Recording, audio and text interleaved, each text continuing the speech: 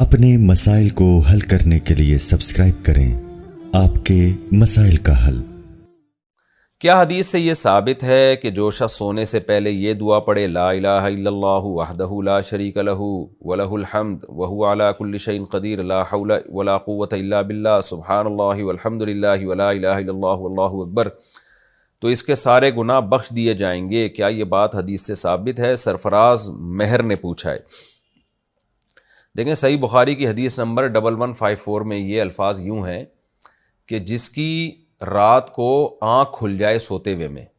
تو آنکھ کھلے اور پھر وہ یہ کلمات پڑھے لا الہ الا اللہ وحدہ لا شریک لہ لہ الملک ولہ الحمد وہو علی کل شیء قدیر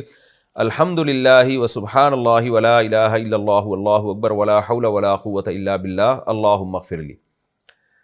تو یہ الفاظ اگر کوئی پڑھ لے تو پھر اللہ اس کے سارے گناہوں کو معاف کر دیتے ہیں۔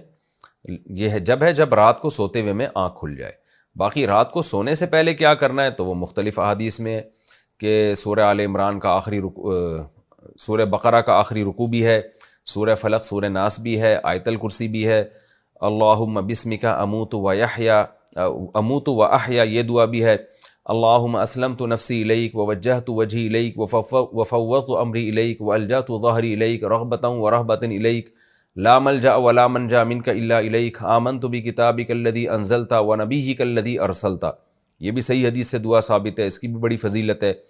اور اللہم بک وضعت جنبی وبک ارفع ان امسکت نفسی فاغفرها وارحمها وان ارسلتها فاحفظها بما تحفظ به عبادک الصالحین، یہ دعا بھی پڑھنی چاہیے، حدیث سے یہ بھی ثابت ہے۔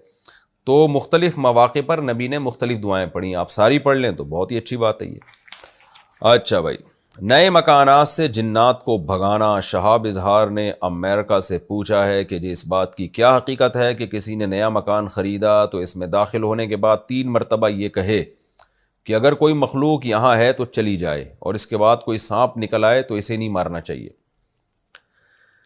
دیکھیں ہمارے علم میں کوئی ایسی حدیث ہمیں نہیں ملی، کوئی مستند روایت، تو باقی یہ کہ موذی جانور تو نکلے تو مارنا چاہیے اس کو، حدیثوں میں تو یہی آتا ہے، تو مار دیں آپ اس کو، نہیں ماریں گے تو وہ آپ کو مار دے گا، چونکہ اس نے تو کوئی حدیث ویسی سنی بھی نہیں ہوتی، تو اس لیے مار دینا چاہیے اس کو۔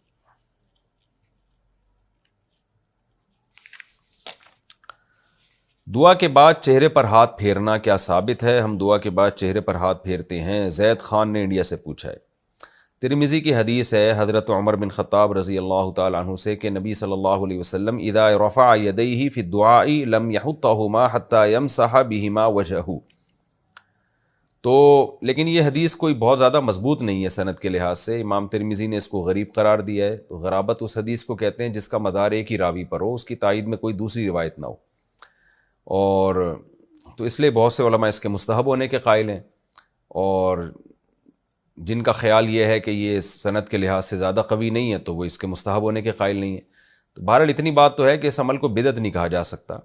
اور بہت زیادہ تاکید بھی نہیں کی جا سکتی۔ اگر کوئی دعا مانگنے کے بعد چہرے پہ ہاتھ نہیں پھیرتا تو بھی کوئی حرج نہیں ہے، پھیر لے تو بھی ٹھیک ہے۔